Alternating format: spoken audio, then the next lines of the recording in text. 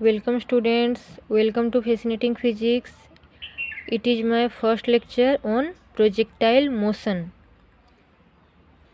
तो ये projectile motion के बारे में हम लोग पढ़ेंगे, लेकिन प्रीवियस लेक्चर हम लोगों का किस पे था? Conservation of linear momentum. तो उसमें रह गया था एक टॉपिक जो कि है यहाँ पे क्या है, उसका एप्लीकेशन रह गया था। किसका? कंजर्वेशन ऑफ लीनियर मोमेंटम का। तो वो आगे हम पढ़ा देते हैं।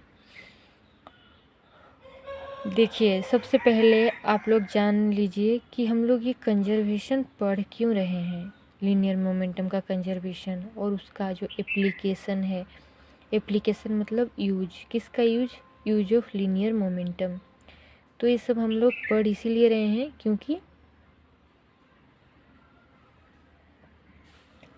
क्योंकि डे टू डे लाइफ में इसकी ज़रूरत है। अब एप्लीकेशन मतलब यूज, वहाँ पे हम लोग थ्योरी पढ़े किसका? कंजर्वेशन ऑफ लीनियर मोमेंटम किसे कहते हैं, कैसे मोमेंटम जो है वो कंजर्व हो रहा था। कंजर्व मतलब सेम था, before collision after collision. Before collision मतलब कोई भी जब कोलिजन मतलब धक्का होने के पहले सिस्टम का मोमेंटम जो था, और कोलिजन होने के बाद सिस्टम का मोमेंटम भी वही है। तो ये थ्योरी है, ठीक है। कोई मोमेंटम कंजर्व होता है। तो अब इसका एप्लीकेशन पढ़ेंगे, application of conservation of momentum. Application अब कहाँ यूज होता है इसको हम लोग देखेंगे। चलिए देखते हैं। देखिए, आप लोग गन देखे होंगे। ओके, एक गन है और यहाँ पे एक गन है। लीनियर मोमेंटम कंजर्व कहाँ होता है? एक आइसोलेटेड सिस्टम में होता है। आइसोलेटेड सिस्टम मतलब कोई एक्सटर्नल फोर्स अप्लाई ना हो रहा हो, बाहर से उस सिस्टम में कोई फोर्स अप्लाई ना हो रहा हो, तो वो क्या होता है? Conservation, application of conservation of momentum. तो आप बोलेंगे कि कोई बाहर से फोर्स अप्लाई नहीं होगा तो गन चलेगा कैसे? तो देखिए, इस आइसोलेटेड सिस्टम का मतलब ये नहीं है कि कोई फोर्स अप्लाई नहीं हो रहा है। एक फोर्स अप्लाई होगा तभी तो वो सिस्टम बनेगा। जब एक बार सिस्टम बन गया उसके बाद लगातार, जैसे देखिए एक कार है, ठीक है, एक कार है जो कि चलता रहता है, तो उस पर लगातार कोई फोर्स अप्लाई होता रहता है तभी चलता रहता है। एक बार ऐसा नहीं है कि धक्का दे दिए और फिर चलता रहा, ऐसा होता है क्या? नहीं होता है, कुछ देर बाद बंद हो जाता है। तो वो तो आइसोलेटेड सिस्टम हो जाएगा। लगातार अगर कार चलेगा तो लगातार कोई फोर्स अप्लाई हो रहा हो, तो वो क्या है? एक्सटर्नल फोर्स अप्लाई हो रहा है उस पर, तभी वो चल रहा है। तो एक इंजन है जो कि उस पर फोर्स दे रहा है कार में। तो यहाँ पे देखिए, यहाँ पे एक आदमी क्या किया? गन को चलाया तो एक फोर्स गन पे अप्लाई किया। तो उसके बाद एक फोर्स अप्लाई करने के बाद उसके बाद उस पर और कोई फोर्स अप्लाई लगातार नहीं किया। करने के बाद यहाँ से क्या हो गया? जो बुलेट है, एक गोली बाहर चलाया, यहाँ से निकल के बाहर आ गया। बाहर आने के बाद अब यहाँ पे तो कोई फोर्स ना ही ये बुलेट पे अप्लाई किया ना ही वो, जैसे ही एक फोर्स अप्लाई किया उसके बाद अचानक से बुलेट बाहर आया। बुलेट बाहर आने के बाद कोई फोर्स ये गन पे नहीं अप्लाई किया, लेकिन फिर भी ये जो गन है वो गन क्या किया? बुलेट जो है बाहर की ओर मोशन किया और जो गन है वो पीछे की ओर मोशन किया। तो इसमें उस गन चलाने वाले का कोई हाथ नहीं है कि वो पीछे की तरफ मोशन करवा रहा है किसको? गन को। लेकिन ये बाहर निकलने की वजह से ये ऑटोमेटिक पीछे की तरफ वेलोसिटी भी में मोशन करने लगा। गन भी वेलोसिटी में मोशन किया और जो ये बुलेट है ये स्मॉल यू वेलोसिटी में मोशन किया। तो अब देखिए ये क्या हो गया? एक सिस्टम हो गया। कंजर्वेशन ऑफ मोमेंटम हमेशा एक सिस्टम के लिए अप्लाई होता है जिस सिस्टम में दो बॉडी आते हैं, ठीक है, याद रखिए। ध्यान दीजिए आप बात को। एक बॉडी है, एक बुलेट है और एक बॉडी गन है। ये पूरा गन है एक बॉडी, कैपिटल एम इसका मास है, और ये बुलेट है एक बॉडी, सेकेंड बॉडी है बुलेट का मास है स्मॉल एम। तो अब देखिए इस पर हम लोग अप्लाई करेंगे कंजर्वेशन ऑफ मोमेंटम। तो इसका वेलोसिटी u है, इसका v है। अब देखिए, a bullet and a gun constitutes one isolated system. एक आइसोलेटेड सिस्टम क्रिएट कर रहा है यहाँ पे। तो बिफोर फायरिंग के पहले, जब गोली नहीं चली थी उसके पहले ये जो गन है वो रेस्ट में था, इसके अंदर जो बुलेट है वो भी रेस्ट में था। तो मोमेंटम क्या हो जाएगा बुलेट का? जीरो हो जाएगा, गन का भी जीरो हो जाएगा फायरिंग के पहले। लेकिन तो टोटल मोमेंटम क्या हो जाएगा दोनों को, जीरो प्लस जीरो।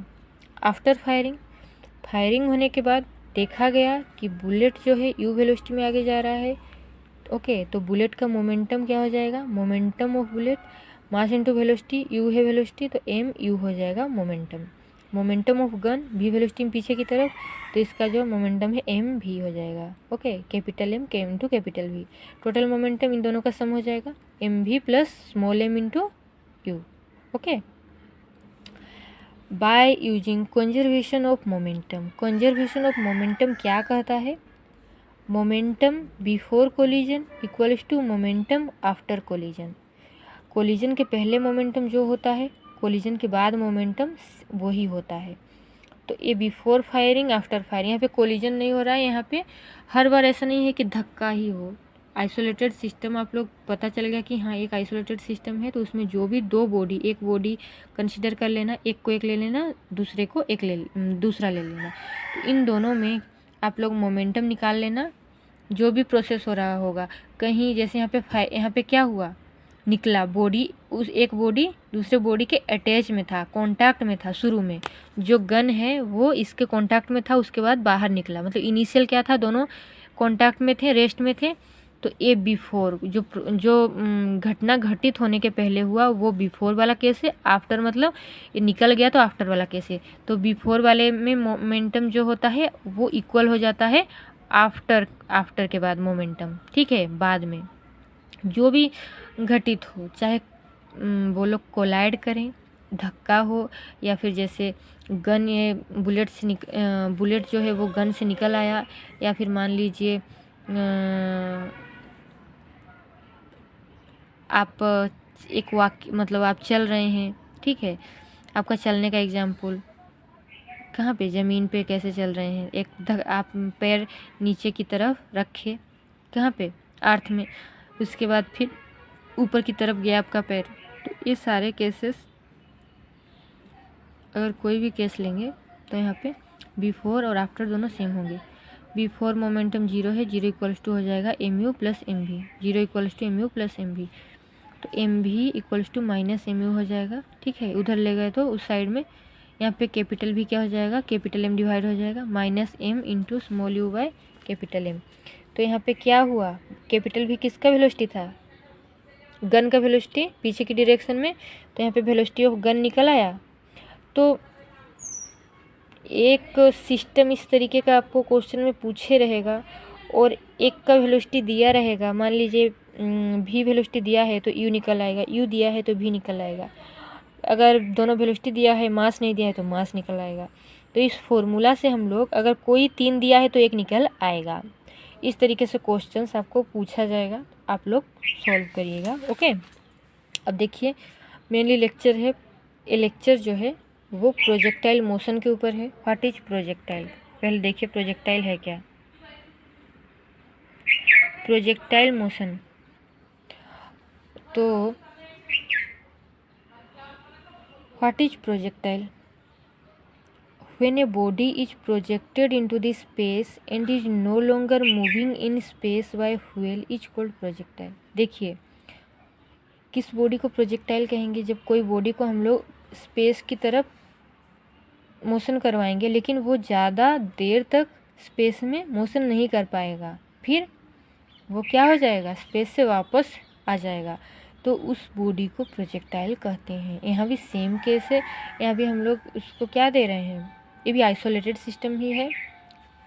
जैसे bullet fired from A rifle, जब बुलेट निकलता है गन से तो वो क्या होता है, थोड़ा दूर आगे जाके ज़्यादा स्पेस में ज़्यादा दूर तक नहीं ट्रैवल कर पाता, फिर पीछे बैक कर जाता है, वापस आ जाता है। तो वो एग्जाम्पल है प्रोजेक्टाइल का। यहाँ पर भी इनिशियल कांस्टेंट फोर्स दिया गया बॉडी को, लेकिन फिर बाद में लगातार कोई फोर्स उस पर नहीं अप्लाई हुआ, इसलिए वो वापस आ गया।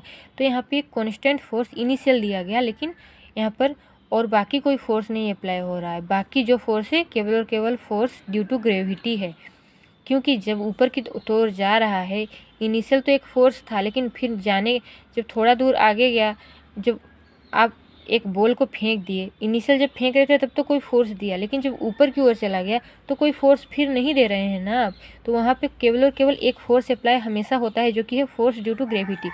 ग्रेविटी की वजह से फोर्स नीचे की तरफ होता है, F इक्वल्स टू क्या होता है, वो ग्रेविटेशनल फोर्स की वजह से फोर्स क्या होता है, वो फॉर्मूला Gm1 इंटू m2/r² होता है। तो ये आप लोग बाद में हम पढ़ाएंगे ग्रेविटेशनल फोर्स के बारे में, लेकिन ये एक फोर्स की वजह से कोई एक्सेलरेशन आता है। अगर किसी पे फोर्स अप्लाई किए तो वो क्या करेगा, वेलोसिटी उसका आएगा, वेलोसिटी आएगा तो एक्सेलरेशन आएगा। तो वो क्या होता है, स्मॉल जी जो है वो किसका एक्सेलरेशन है, एक्सेलरेशन ड्यू टू ग्रेविटी की वजह से है। तो यहाँ पे क्रिकेट बॉल को जब हम लोग ऊपर की तरफ फेंके तो वो जब ये बॉल जब यहाँ पे था ग्राउंड में, मान लीजिए ग्राउंड में बॉल है, अब आप पैर से ऊपर फेंक दिए, पैर से धक्का दे के ऊपर फेंक दिए, ग्राउंड में था तो यहाँ पे एक आप फोर्स अप्लाई करिए तो ऊपर की तरफ भी वेलोसिटी में गया। लेकिन अब जब यहाँ पे बॉल पहुँचा तो आप यहाँ पे कोई फोर्स अप्लाई नहीं कर पा रहे क्योंकि आपके कांटेक्ट में नहीं है। तो यहाँ पे कौन सा फोर्स है, यहाँ पे जब था तो दो फोर्स अप्लाई हो रहा था, एक ड्यू टू ग्रेविटी और एक इसकी ओर एक फोर्स आप अप्लाई किया। लेकिन जब यहाँ पे आ गया तो यहाँ पे जब आया आपके कॉन्टैक्ट से बाहर आ गया तो यहाँ पे केवल और केवल एक ही फोर्स अप्लाई हो रहा है, जो कि नीचे की तरफ है, ग्रेविटेशनल फोर्स। ये जो फोर्स है वो फोर्स यहाँ पे नहीं अप्लाई हो रहा है। तो यहाँ पे आप याद रखिए, जो कि इम्पोर्टेंट हम यहाँ पे लिख भी दिए हैं, वो है कि एवरी प्रोजेक्टाइल, जो भी प्रोजेक्टाइल हो, हर एक प्रोजेक्टाइल एक्सपीरियंस करता है केवल और केवल एक single force due to gravity, केवल और केवल ग्रेविटी की वजह से ही फोर्स वो एक्सपीरियंस करता है। ठीक है, projectile means only gravitational force acting on it, केवल और केवल ग्रेविटेशनल फोर्स उस पर अप्लाई होता है। प्रोजेक्टाइल का मतलब यही है। इनिशियल एक फोर्स दिया जाता है, लेकिन वो बाद में जब वो थोड़ा ऊपर जाता है तो उस पर और वो फोर्स नहीं रह जाता, वो फोर्स केवल केवल ड्यू टू ग्रेविटी ही हो जाता है। तो ये याद रखिए आप, प्रोजेक्टाइल मोशन कैसे होता है, this is a motion, in this motion, इस मोशन में केवल और केवल ग्रेविटेशनल फोर्स एक्ट होता है उस बॉडी के ऊपर। ओके, तो अब देखिए, अब मोशन भी करेगा तो दो तरीके से करेगा। जो प्रोजेक्टाइल है आप ऐसे फेंक दिए, बॉल को ऊपर की तरफ फेंक दिए तो वो वर्टिकल मोशन कहा जाएगा। अगर ऐसे फेंक दिए, ऐसे फेंके तो वो क्या होगा, हॉरिजॉन्टल मोशन होगा, क्योंकि इस डायरेक्शन हॉरिजॉन्टल कहते हैं, इसको कहते हैं वर्टिकल डायरेक्शन। आप लोग लिख लीजिए, ये है हॉरिजॉन्टल डायरेक्शन, ये है वर्टिकल डायरेक्शन। तो आप लोग ड्रॉ कर लीजिए इसको। अब देखिए, projectile fired vertically upward, vertical मतलब ऊपर की तरफ। जब प्रोजेक्टाइल को, प्रोजेक्टाइल मतलब जैसे वहाँ पे बॉल था, प्रोजेक्टाइल बॉल को ऊपर की ओर फेंका गया, वहाँ पर जो बुलेट निकला गन से, तो वो प्रोजेक्टाइल कौन था, गन था, बुलेट था प्रोजेक्टाइल। यहाँ पे प्रोजेक्टाइल को फायर किया जा रहा है ऊपर की तरफ, वर्टिकली अपवर्ड। तो देखते हैं कैसे होगा। तो यहाँ पे देखिए, एक प्रोजेक्टाइल है जो कि हम लोग उसको ऊपर की ओर फेंक दिए।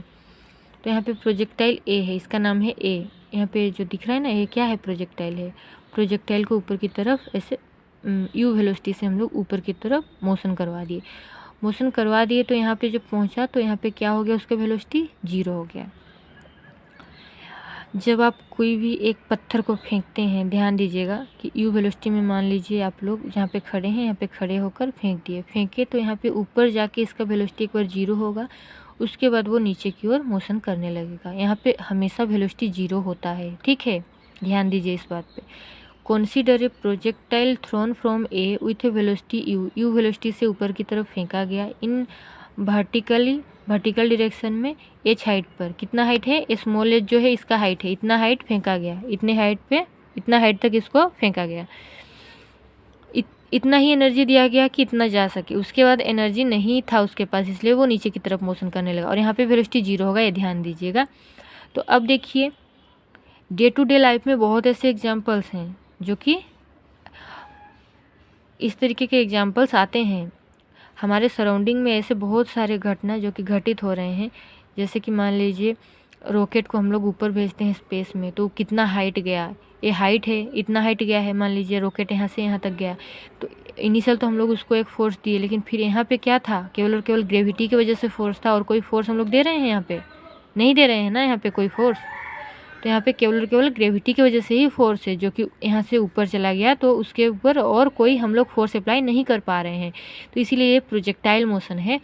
और इस प्रोजेक्टाइल मोशन में हाइट हम लोग निकालते हैं और कितना समय लग रहा है इसको इस पिक पॉइंट में जाने में, आने का समय, उस पिक पॉइंट से नीचे आने, जहाँ से गया था वहाँ पे आने में कितना समय लग रहा है, ये सारे चीज़ हम लोग क्या करते हैं, निकालते हैं, इसके वैल्यू को इवालुएट करते हैं। इवालुएट मतलब निकालते हैं by using this theory, projectile motion का थ्योरी यूज करके। तो यहाँ पे वर्टिकल मोशन, अगर क्वेश्चन में कोई वर्टिकल मोशन इस तरीके से दिया हो, ऐसा वर्टिकल मोशन, तो इस वर्टिकल मोशन के लिए आप लोग को हाइट कैसे निकाला जाएगा, देखिए मैक्सिमम हाइट, ठीक है, प्रोजेक्टाइल का, ये क्या है, प्रोजेक्टाइल है। मैक्सिमम हाइट क्या है, it is the maximum distance travelled bye the projectile in the vertical direction. वो प्रोजेक्टाइल, जिस प्रोजेक्टाइल को हम लोगों ने मूव करवाया है, वो कितना मैक्सिमम हाइट गया है वर्टिकल डायरेक्शन में, ऊपर की तरफ, वो हाइट होता है मैक्सिमम हाइट। तो वो कैसे निकलेगा, इस बॉडी का, मतलब इस प्रोजेक्टाइल का initial velocity, initial point A है, फाइनल पॉइंट बी है, तो 8A पॉइंट, ए और ए पॉइंट में इनिशियल वेलोसिटी कितना था, u इक्वल्स टू हो गया u। 8B पॉइंट में फाइनल वेलोसिटी कितना हो गया, 0 equals to 0, final velocity 0, initial velocity u। Acceleration इसका, यहाँ पे हम लोग एक फोर्स अप्लाई करके इसको भेज दिए, तो यहाँ पे केवल और केवल, यहाँ पे जब जा रहा है तो क्या फोर्स रहा, केवल और केवल ड्यू टू ग्रेविटी की वजह से फोर्स आया, और उस फोर्स की वजह से एक्सेलरेशन क्या होगा, g होगा, small g, acceleration due to gravity. ये क्या है, एक्सेलरेशन है, एक्सेलरेशन है ड्यू टू, किसकी वजह से है, ड्यू टू ग्रेविटी। एक्सेलरेशन, ऐसे यहाँ पे है एक्सेलरेशन ड्यू टू ग्रेविटी की वजह से जी है।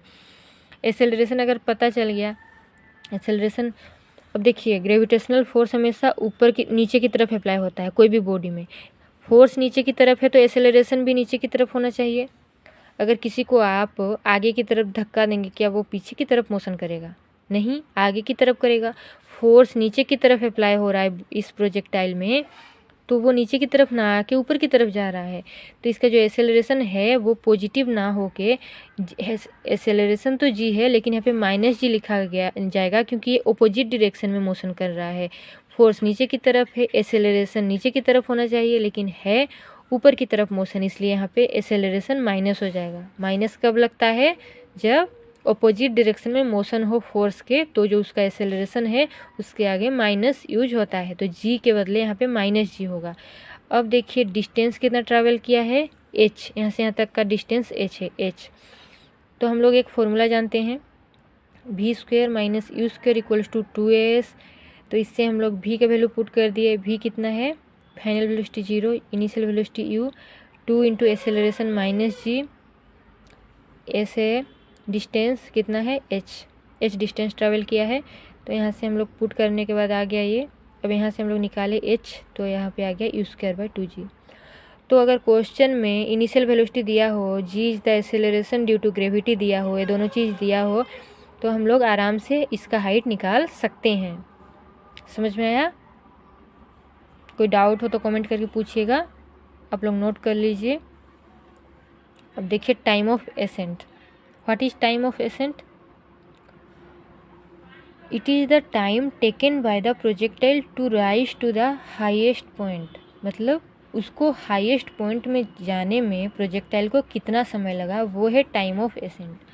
हाईएस्ट पॉइंट ये है, इस इनिशियल पॉइंट से हाईएस्ट पॉइंट को जाने में कितना समय उसको लगा, वो है टाइम ऑफ एसेंट। तो कैसे निकलेगा ये, इनिशियल वेलोसिटी u है, फाइनल वेलोसिटी 0 है, एक्सेलरेशन -g है, टाइम t है। यहाँ पे बस टाइम हम लोग एक्स्ट्रा ले लिए, टाइम कितना लगा उसको, ये जो यहाँ से यहाँ गया बॉडी, उसको कितना समय लगा, स्मॉल t समय लगा। तो यहाँ पे अब हम लोग एक और फार्मूला हम लोग को पता है, टाइम के लिए हमेशा यही फार्मूला यूज किया जाता है, क्योंकि यहाँ पे टाइम है तो टाइम निकल जाएगा, v = u + at। तो पुट कर दीजिए, v का वैल्यू कितना है, फाइनल वेलोसिटी v होता है वो है 0, इनिशियल है u, एक्सेलरेशन है -g, पुट कर दिए तो वो आ गया आपका t = u/g। अब देखिए टाइम ऑफ डिसेंट मतलब फाइनल पॉइंट से फिर उसको बैक करके जहाँ से गया था वही इनिशियल पॉइंट में आने में कितना समय लगता है, वो है टाइम ऑफ डिसेंट। मतलब बी पॉइंट से ए पॉइंट को आने में जितना समय लगा वो है टाइम ऑफ डिसेंट। तो यहाँ पे क्या किया जाएगा, consider motion from B to A. Acceleration क्या हो जाएगा, -g, एसेलरेशन -g। अब आप बोलेंगे कि वो नीचे की तरफ आ रहा है तो एसेलरेशन तो फिर क्या होना चाहिए था, +g होना चाहिए था। टाइम टी डेस, उसको वहाँ पे टाइम टी लग रहा था जाने में, आने में मान लीजिए टी डेस लग रहा है। कितना समय, टी डेस टाइम लग रहा है। डिस्टेंस कितना है, अब डिस्टेंस यहाँ पे ऊपर की डायरेक्शन में पॉजिटिव लिया जा रहा था तो नीचे की डायरेक्शन में क्या लिया जा रहा है, नेगेटिव। नीचे की डायरेक्शन में क्या लिया जा रहा है, -h। ऊपर हाइट हम लोगों ने h यूज किया था। देखिए हमेशा आपको साइन कन्वेंशन यूज करना होता है। अगर आप डिस्टेंस को, वेलोसिटी को, एसेलरेशन को, मतलब जो जो वेक्टर क्वांटिटीज़ हैं इनमें थोड़ा साइन कन्वेंशन का ध्यान दीजिएगा। मतलब कहाँ पॉजिटिव लेना है, कहाँ नेगेटिव लेना है। अगर आप ऊपर वाले डायरेक्शन में, ठीक है, अपवर्ड डायरेक्शन एक होता है डाउनवर्ड डायरेक्शन। अपवर्ड डायरेक्शन अगर पॉजिटिव लिए हैं तो सारा चीज़ ऊपर पॉजिटिव आ जाएगा, वेलोसिटी भी पॉजिटिव, डिस्टेंस भी पॉजिटिव। तो ऊपर जो है वो हाइट क्या है, पॉजिटिव लिए हैं हम लोग, तो यहाँ पे +h यूज किया गया। अब नीचे आ रहा है तो यहाँ पे जो डिस्टेंस है वो -h यूज करेंगे, ठीक है। अब एसेलरेशन -g है। अब हम लोग को निकालना है कि कितना समय लगा, तो इसलिए हम लोग यहाँ पे यूज करेंगे s। हम लोग को पता है डिस्प्लेसमेंट का फार्मूला s = ut + ½ at²। तो s यहाँ पे कितना है, -h डिस्टेंस आया नीचे की तरफ, -h। u क्या था, इनिशियल वेलोसिटी 0। इनिशियल यहाँ इस मोशन के लिए इनिशियल वेलोसिटी ये b से शुरू होगा, b में 0 था इसलिए वो इनिशियल वेलोसिटी हो गया। और फाइनल वेलोसिटी यहाँ पे क्या हो गया, u हो गया, ठीक है। देखिए इनिशियल वेलोसिटी हो गया आपका, u है इनिशियल वेलोसिटी, वो है 0 + ½ × -g टी डेस का स्क्वायर, -h = -1/2 g टी डेस का स्क्वायर। यहाँ से आप लोग टी डेस निकाल लेंगे 2h/g। अब देखिए फ्रॉम प्रीवियस डेरिवेशन h कितना आया था यहाँ पे, u²/2g। तो उसको अगर हम लोग इस h में पुट कर दिए तो वो टी डेस का पुट कर दीजिएगा, आप लोग देखिएगा यहाँ पे पुट करने पर टी डेस का वैल्यू आ रहा है u/g। टी डेस = u/g। It is the time taken by the projectile to reach point A from B। तो यहाँ पे B से A को आने में जितना समय लग रहा है, यहाँ पे गलती से हम लिख दिए हैं A to B, B to A होगा, ठीक है। यहाँ पे क्या होगा, B होगा, B to A। यहाँ पे B to A होगा। B से A को आने में कितना समय लगा, टी डेस टाइम, डेट इज u/g। देखिएगा डेरिवेशन कैसे हुआ, ओके देख लीजिए। अब देखिए horizontal range, it is the distance travelled bye the projectile in the horizontal direction. Horizontal range कैसे निकालेंगे, हॉरिजॉन्टल डायरेक्शन कौन सा डायरेक्शन है, ये हॉरिजॉन्टल होता है, ये क्या है, हॉरिजॉन्टल डायरेक्शन। और ये क्या है, वर्टिकल। ऊपर वाला वर्टिकल, नीचे वाला हॉरिजॉन्टल। यहाँ पे मोशन कैसा हुआ, वर्टिकल में मोशन किया, ऐसे फेंक दिया गया ऊपर की तरफ। तो हॉरिजॉन्टल रेंज पूछ रहा है कि हॉरिजॉन्टल में कितना डिस्टेंस मोशन किया। रेंज मतलब डिस्टेंस, कितना डिस्टेंस था हॉरिजॉन्टल में, वो तो ऊपर की ओर गया, ऊपर से नीचे आ गया। हॉरिजॉन्टल में कोई था ही नहीं, इसलिए यहाँ पे 0 आ जाएगा। R horizontal range, R horizontal लिखा जा रहा है, हॉरिजॉन्टल रेंज को लिखा जा रहा है आर नीचे हॉरिजॉन्टल = 0 हो जाएगा, ओके। अब नेक्स्ट क्लास हम लोग पढ़ेंगे प्रोजेक्टाइल फायर्ड हॉरिजॉन्टली। जब कोई प्रोजेक्टाइल को हम लोग फायर करते हैं, मतलब प्रोजेक्टाइल को फेंकते हैं ऐसे upward वर्टिकल डायरेक्शन में ना फेंक के, अगर हम लोग इसको हॉरिजॉन्टली फेंक देते हैं, हॉरिजॉन्टल मतलब ऐसे फेंक देते हैं, ऐसे फेंकते हैं मतलब हॉरिजॉन्टली फेंक दिए, हॉरिजॉन्टली फेंके तो इसमें कितना हाइट जाएगा, time of ascent, time of descent, बाकी सारी चीज़ हम लोग निकालेंगे। Okay, thank you to all. अगर वीडियो अच्छा लगा हो तो please comment, like and subscribe करिए।